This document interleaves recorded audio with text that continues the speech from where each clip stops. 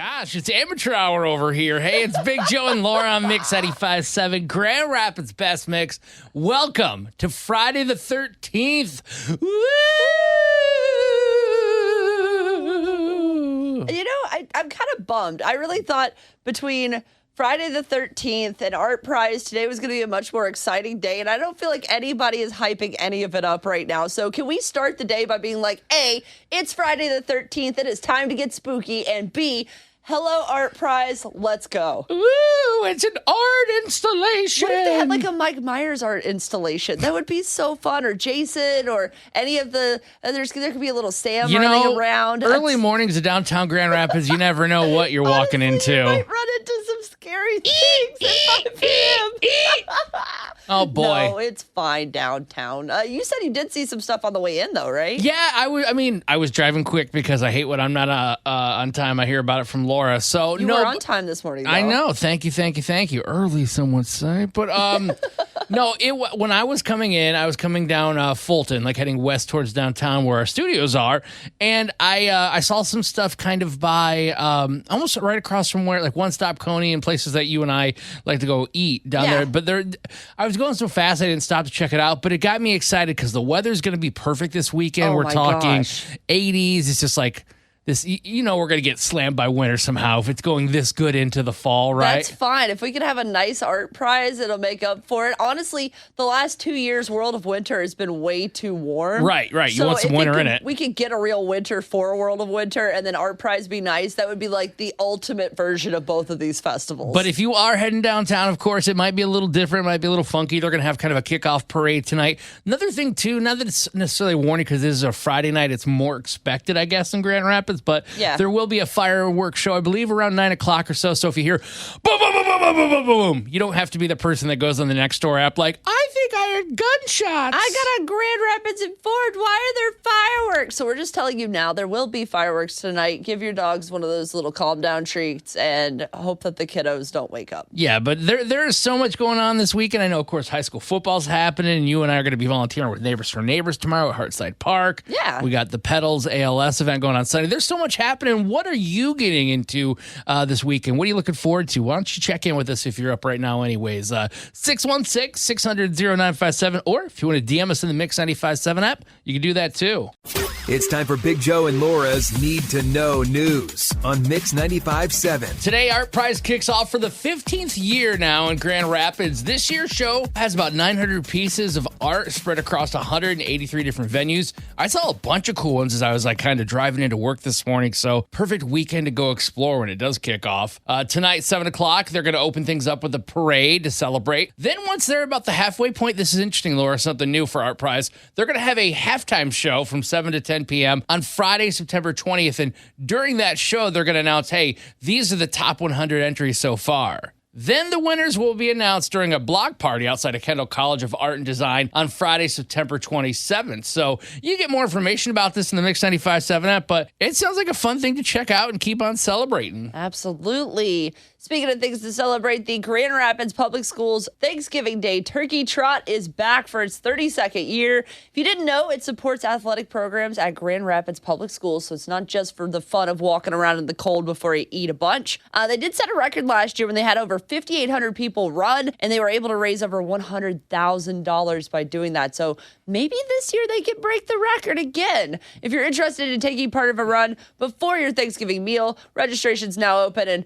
yesterday, Joe, you and I were actually walking over to Van Andel Arena for a little meeting, and we ran into Tom the Turkey himself. Hey, Turkey Tom, what up, brother? Yeah, so hopefully he's ready to do some running, because it was pretty hot yesterday. So I'm sure he'll enjoy the Thanksgiving running much more. And for your final need-to-know news story, we're heading to Illinois, where a family put 80 candles on a cake for their grandma's birthday. Not the number 8 and then the number 0. I'm talking 80 actual candles. I don't even know if this is safe. Happy birthday to you. Happy birthday to you. Happy birthday, dear Susie. Happy birthday. Blow! Help her out, somebody.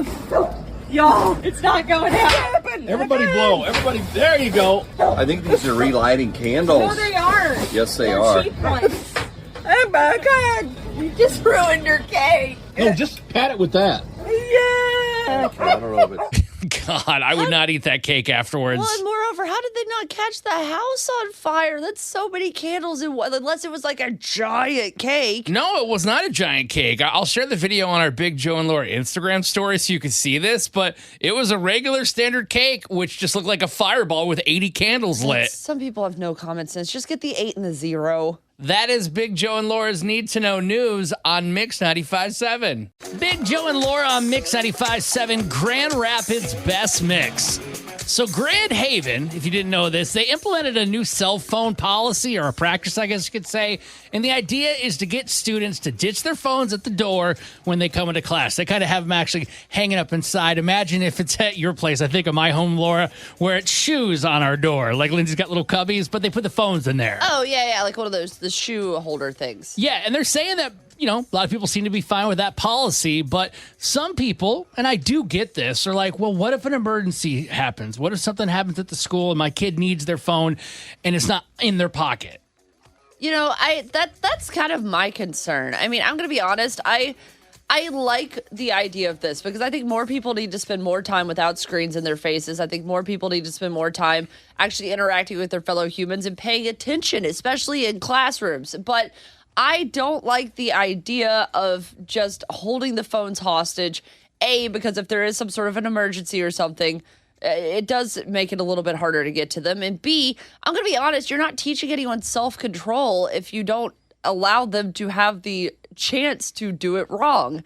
And I say that with all love, but it's kind of like I'm learning this as a parent right now that there's lots of things that are out there that you could buy, like little bumpers and things like that, blah, blah, blah, blah, to help. Like there's a little backpack thing that you can buy for my son where it'll keep him, if he falls over, it'll keep him landing on a pillow versus the ground. Instead of banging his head, okay. Yeah, and it seems like a nice idea. And I was all worried. I thought I should get this thing. But then I started reading about it. They're like, if you don't allow them to bump around and bang a little bit, they're never going to learn how to fall right, and then they're really going to hurt themselves down the line. And I think it's the same thing with the cell phone policy. If you don't allow people to have the common sense to know not to look at your phone in a public setting by just taking it away and not giving them the option, they're never going to learn. So instead, teachers need to be given the power to be able to take these cell phones from kids. Kids have to face the repercussions if they pull their phone out, because you take it now, but what's going to happen when they go into a work meeting one day and no one took their cell phone and now they're staring at it like an iPad kid? Like, that's not going to help anybody. I wish I would ask my buddy Kevin this. He's a teacher out in Muskegon. His wife is too. And I'm curious to know their thoughts. He works with younger kids, so maybe it doesn't apply. But my thought process, like if I'm trying to figure out what makes the most sense, I say they're doing the right thing in Grand Haven. You're taking the phone. It's on the wall, the door, like it's there. So it's not like, God forbid something happened, there's an emergency, whatever it might be, it's 10 seconds away, because I'm a slow walker, 5 seconds for most. Sure. You grab your phone, you call mom and dad or whatever's happening. That's all good.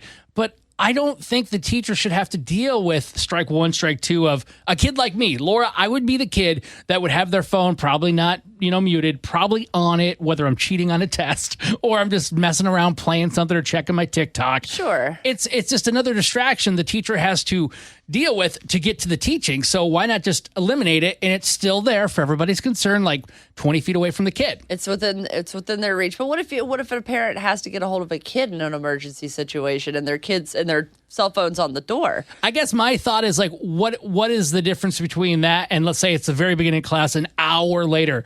What difference will it make?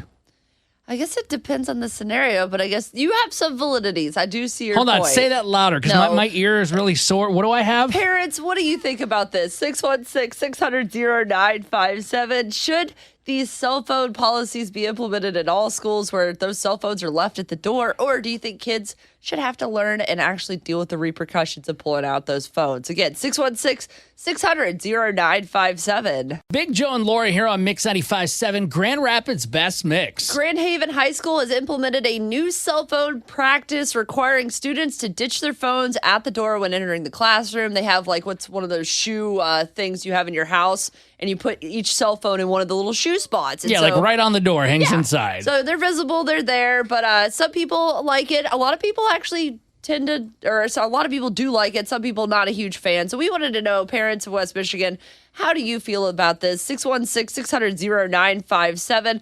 Nicole and Holland. I think it's Natalie, isn't it? Yeah, Natalie and Holland. Sorry. How do you feel about this? Hope you don't mind if I chime in and say I think both of you are right. I think both of you have such great opinions on it. My only thing is this comes from somebody. I'm 32, so like I've been in high school with and without a phone. Yeah. If it's an emergency, I think there should be some accessibility for your own phone. But if it's like a true emergency, like use the teacher's phone, I think we should have the teachers, like, you know, be able to let us use their phones. I don't know if that's the policy now. I've got a 2-year-old, so it's not like she's exactly calling mom and dad for help right now. You're not having a lot of classroom problems yet. It's Yeah, so I'm not seeing the classroom problems, but I see I know the issue, like, with my in-laws. Like, I've got in-laws who are in high school, so, like, I see how obsessed they are with their phone. And I guess my other thing, too, is it shouldn't be the teacher's responsibility to regulate a kid's cell phone. That's kind of on them. But, again, like, how do you teach yourself? But, again, teachers have enough on their plate, so they shouldn't be responsible for it. But at the same time, like, if you're going to take phones away, you've got to make it easy for somebody to get a hold of a mom or a dad.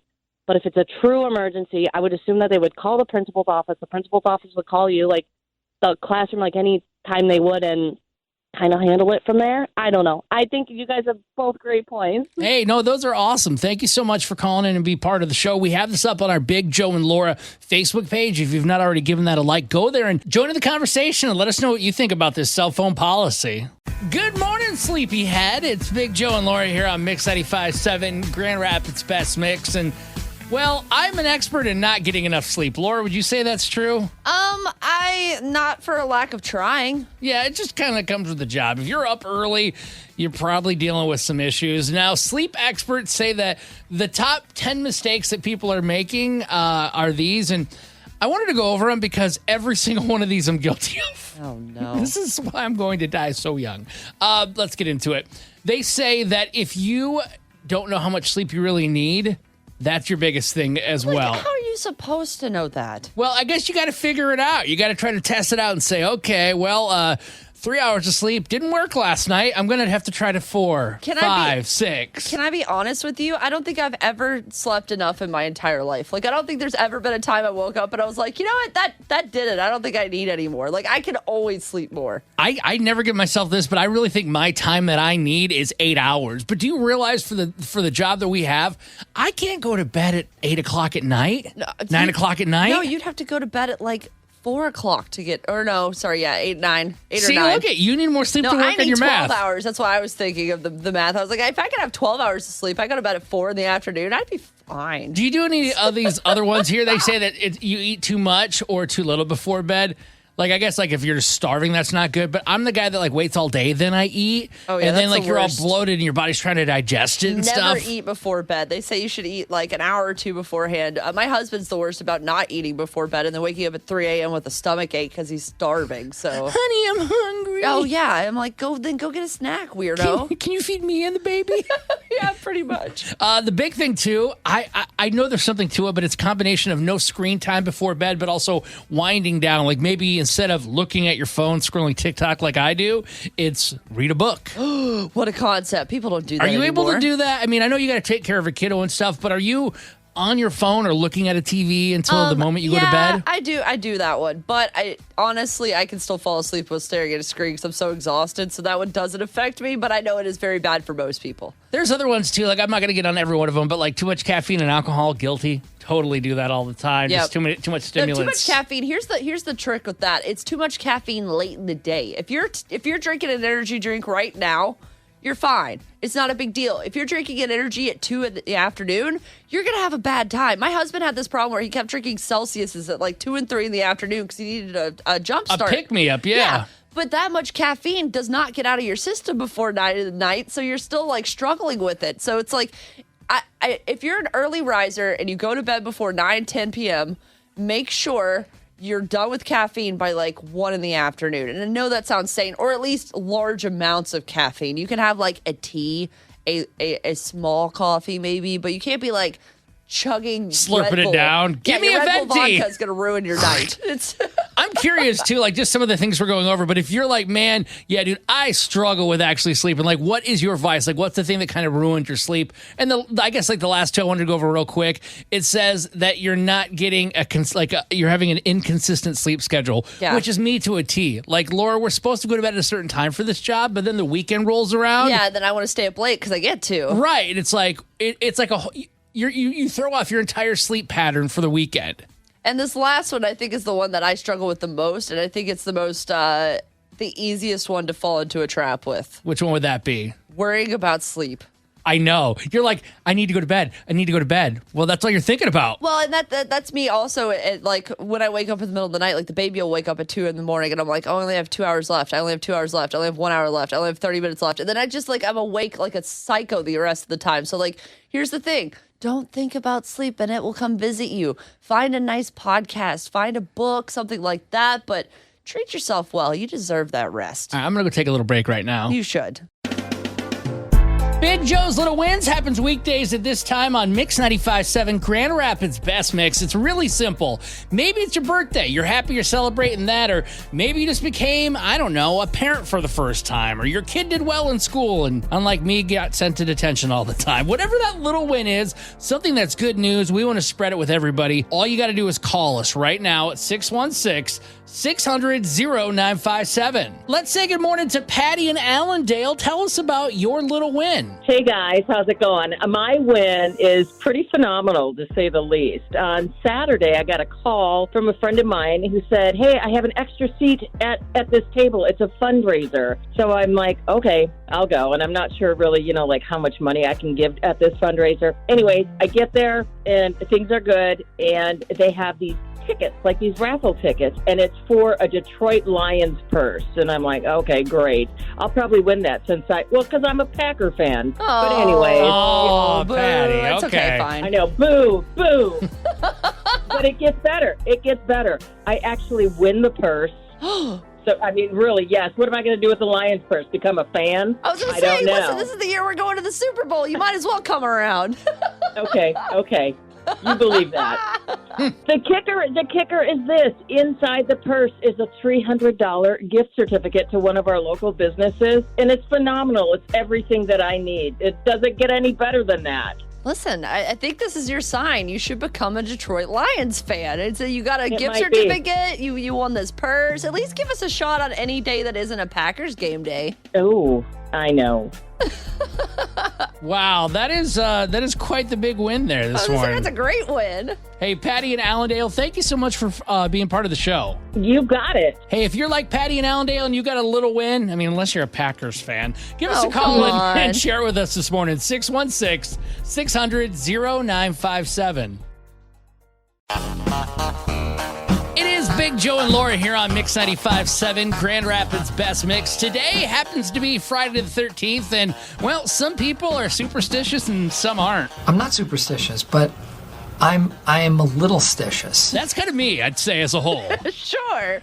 Yeah, I mean, I think I'm a little stitious, but I'm also one of those people that I would rather just, play it safe than to assume that nothing bad's going to happen to me. So you say you're not superstitious, but you've never once believed in any sort of superstition? Well, the one thing that kind of scared the crap out of me once is my mom used to have like this Sally Beauty or whatever it might be, kind of a mirror so you could, style your hair. Then you could like look in the back and see like one of those square or like rectangular ones. Vanity mirror. Yeah, vanity mirror. Sorry. Or like one of the little ones, the hand ones. Yeah. This is a good size one. Mom wanted to look everything over. Sure.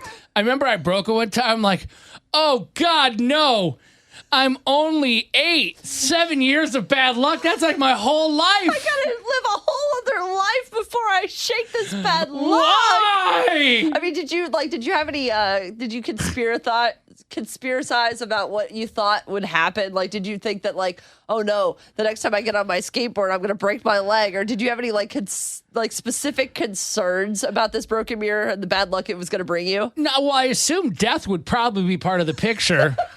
Like somehow I was going to have like bad luck where like I tripped, I fell, I got ran over. I don't know exactly. I just knew that I was 8 and that for almost double the amount of time I've been alive, I was going to have to deal with some tough stuff. So did you have any bad luck in the years past that? all. I ended up here, so yeah, it's been like no, stop it. It's way it's later been than 30 something more years of bad luck, so that didn't work out. But no, for the most part, my mom does have some lower back pain nowadays, which I don't know if that correlates to sidewalks and cracks. I mean, did you step on cracks as a kid? Well, it's hard not to. I mean, you try to pace it out, but things happen. But You didn't care at all. I would say overall, though, I'm not too superstitious. What about you, Laura? I'm from the South. I'm a little superstitious. I may not even be religious necessarily, but I am superstitious. There are two things that I absolutely will do no matter what. One of them is knock on wood. I have the worst luck of any human being that has ever lived, period. So if I think I could jinx myself, if I think that there's a possibility I have ruined something, I am knocking on wood. And if wood is not near me, I will go as far as knocking on my own head because that's the alternative option. But yeah, I absolutely knock on wood constantly. So then let me ask you, if bad things in life have happened, can you point out you know what? I didn't knock that time and look what happened to me. I'm sure many times. I mean, I can't think of a specific time where I didn't immediately knock on wood and it came true. But I would say that I don't knock on wood enough based on how, I talked very openly about how great my new car was and I didn't knock on wood and then it broke down. So I feel like maybe that's a sign. You drove so much on it when you first got it. I don't think there would have been any amount of knocking that could have protected it.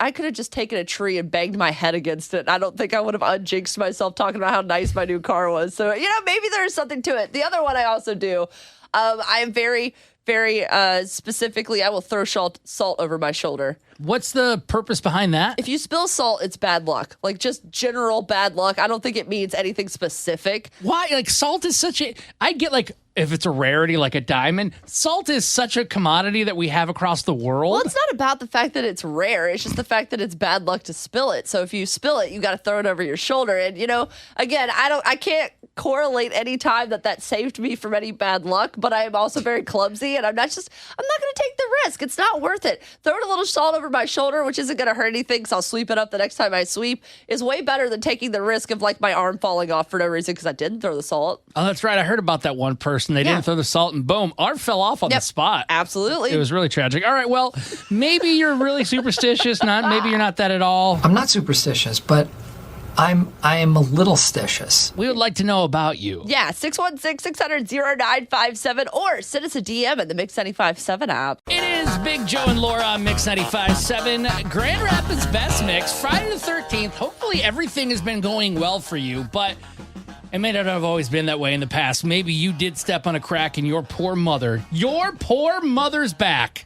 It's just broken. It's broken! Listen, it's Friday the 13th. We don't want to be too superstitious, but we know sometimes there's a superstition that you follow, even if you know it's not really going to make any difference. So we want to know, what is your superstition? You can always give us a call at 616-600-0957, or you can send us a DM inside the Mix 95.7 app. Hector, so you say you're superstitious. How superstitious? I call it the 80s superstitious because it was all back in the 80s where we knew, don't walk under the ladder, don't step on a crack. If I spill salt, I do that over my shoulder thing. I hate when somebody sweeps and it hits my foot. We got a problem. Wait. I've not heard the sweeping one. Explain that to me. That's bad luck. And then that means you will never get married. Even though I am married. That means I'm going to get divorced. You're not going to get married a second time. Because yeah. Why does Lindsay keep on hitting me with a broom? What does that mean? I think it means she's a witch, but I'm not sure. My sister's worse. You can't put her purse on the floor. No. Because, I guess. Oh, yeah. No, I only learned about the purse on the floor thing recently because one of our coworkers yelled at me for it. And I was like, what? She's like, you're from the South. Don't you know this? And I was like, what do you Wait, why can't you put your purse on the floor? Because then you won't get any more money. It's bad for your money to put your purse on your floor. And you know what? Okay. Since I quit putting my purse on my floor, my money has been up. So I'm not saying that correlation equals cause, but I'm also saying there is a correlation. Well, Hector, thanks for sharing your superstitions and for enlightening me on a new one. Yeah, I was going to say, we learned some new ones today, Hector. Thanks. More to be scared of. My pleasure. Don't break any mirrors. Bye. It's time to play Laura Can't Lose on Mix 95.7. Here's how it happens. You'll have 1 minute to answer 5 questions. You can pass if you need to, and we'll come back if time allows. A tie goes to Laura because, well, her name's on the show. Here's who's playing Laura Can't Lose today. Let's say good morning to Kate and Dor playing Laura Can't Lose. Good morning, Kate. How are you? Good morning. Good. How are you? I'm great. Today's Michigan Lottery ticket jackpot up to $50, so we'll see if you can snag it from me or if you'll keep it going. All right. Go ahead and kick Laura out of the studio. See you later, Laura. See you later, alligator. Okay, in a while, crocodile. She's out of the room, and question number 1's coming your way. Crossing this color cat can be considered bad luck. Black. What is Taylor Swift's favorite number? 13. Question 3. Kyiv is the capital of which European country? Oh, it's not Russia. I think it's Ukraine. Question 4. What is believed to be created when a star collapses? I think a black hole. Question 5. Who is Kendrick Lamar's Not Like Us song about? Geesh. I feel like I've heard this. Gosh. You will for sure at the Super Bowl. He's going to be doing it coming up in February. I think maybe Drake. Okay, I'm going to bring Laura in. Laura! La la la la la la la Laura! Kate, while Laura's walking back in, tell us a little about yourself. So I have 3 kids. 2 of them are in here, Case and Tenling. They're helping me. Oh, hey. And, hi. And I am a parapro at a school. Oh, that's cool. Oh, wow, that's awesome. Yeah. All right, well, Laura, you know what's not awesome? The fact that you got to get 5 right to tie. Oh, no, Kate's going to do really well. Okay, I see how this Yes. is. All right, question number 1. Crossing this color cat can be considered bad luck. That would be a black cat, although I think my cat 7 is good luck. That is correct, 1-1. Question 2. What is Taylor Swift's favorite number? 13. That is also correct, 2-2. Question 3. Kyiv is the capital of which European country? That's K-I-E-V. Kyiv is the capital of which European Ukraine? country? What'd you say? Ukraine? That's correct, 3-3. 2 more to go. Question 4. What is believed to be created when a star collapses? A black hole. Correct, 4-4 going into the final question. An angel gets its wings. No. Oh, stop it. And you know what? I'll take it. Question 5. Who is Kendrick Lamar's Not Like Us song about? Drake. That is correct. Ladies, we have a 5-5 tie. Woo-woo! Woohoo! All right, Katie and Dor, you want to come back and join us Monday to play for $55? Yes, please. Big Joe and Laura here on Mix 95.7, Grand Rapids Best Mix. We should be wrapped in bubble wrap because I feel like we're always finding dumb ways to hurt and injure ourselves. Absolutely. I feel like I should be the bubble boy some days. The bubble girl, bubble boy, bubble man. We talk about this, and you could be anonymous too with your dumb or embarrassing injury. 616-600-0957, because it was inspired by a sports broadcaster, Joe Buck. You may or may not know who he is, but he's on TV a lot with different events, and he shattered his wife's ankle. Not on purpose, but they were golfing. He hit a tee shot, and I guess apparently they shared in this video they posted that occasionally, just for fun, she likes to do handstands, just random places. You know, just doing handstands for fun. Yeah, well, he hit his drive like out of the tee box, and she wasn't directly in front of it, but it was bad that while she was doing the handstand, it whacked her in the ankle, ended up causing like 6 weeks where she had to be in a boot. Now she's getting surgery on it, like it caused like nerve damage. Talk about just a dumb way to get injured or a dumb way to get hurt. Oh, especially because you were showing off in the first place and showboating, and then bam, karma came right for your ankle. Not that she deserves it by any means, but it's one of those times where you're like, well, I mean, if you hadn't been, although it might have hit her in the face instead. So honestly, taking that to the ankle was probably much better than taking it to the nose. Let me tell you about a dumb time that karma came my way when I got myself knocked around a little bit. Gave myself a concussion. Back in the day, really, really loved the TV show on MTV, Jackass. And I loved all the stunts that they did, and all my friends skateboarded. I didn't do that, but I had a camera. I did photography in high school, so I would try to snap them doing little tricks and stuff. But the one thing I could do is I could jump off of something into like a pile of bushes, like they used to do that. Oh, yeah, sure. So we're at this big bank. They got fancy landscaping, and there's this huge thing, probably like 12 feet wide, like a rectangle of bushes. I'm like, oh man, I'm going to jump into this thing. Oh no. And I jump, and I jump, and I go like from forward to like land on my back, and the back of my head slams a corner of concrete that was hidden. Like, apparently I weighed enough that the bush was like, I can't support you. Not today, buddy. And I was like, boom. And I just, as soon as I hit, I'm like, oh no, I'm going to bleed. My brain's going to bleed. I'm going to die. Yeah, I'm dying today. I was telling her, like, don't let me fall asleep. Don't let me fall asleep. Luckily, it was just like a little minor concussion, little CTE probably long term. But talk about just a dumb way, like, so what brings you to the ER? Oh, I jumped into a bush. I thought it'd be cool for a video. I was trying to be like Jackass, that show where they have all the warnings beforehand not to be like them. I ignored those. No, what about you, Laura? I figure like you're not injury prone, but have you ever had like a dumb injury? I am so injury prone. I've gotten good at falling at this point because my father used to joke as a child that he should have given me the middle name Grace because of how much I trip and fall and do all that stuff. So I got good at tucking and rolling most of the time, but there's been a handful of times I was not the cat I tried to be to get out of the situation. One of the worst. I mean, I've told the story before about how I had a freak piggyback ride accident. That one's pretty bad. Because you have, if people haven't seen a photo, you have kind of like a little scar on your lip. Yeah, right under my nose where my braces went through my lip. And basically, I was on someone's back. He was running. He fell. I kept going because momentum. And I just switched face first into the concrete. But that's not even the stupidest one for me because I was stupid to get on his back, but I didn't injure myself there. So I don't count that. However, when I was moving out of my ex's house when I lived in Kentucky about almost 10 years ago now, I was probably not in the best mood for obvious reasons. And I'm moving my stuff out. He's staying in the place. So his mom is there and kind of helping me a little bit. We didn't have a bad breakup, but it was still it's still awkward to move your stuff out of your ex's place, even if you're on good terms. Yeah. So I'm moving all this stuff out, and I have an attitude, and finally, I'm like flying out the door just trying to get a box or something, and the way that I was walking out the door, the glass door came and slammed onto my finger and broke my middle finger.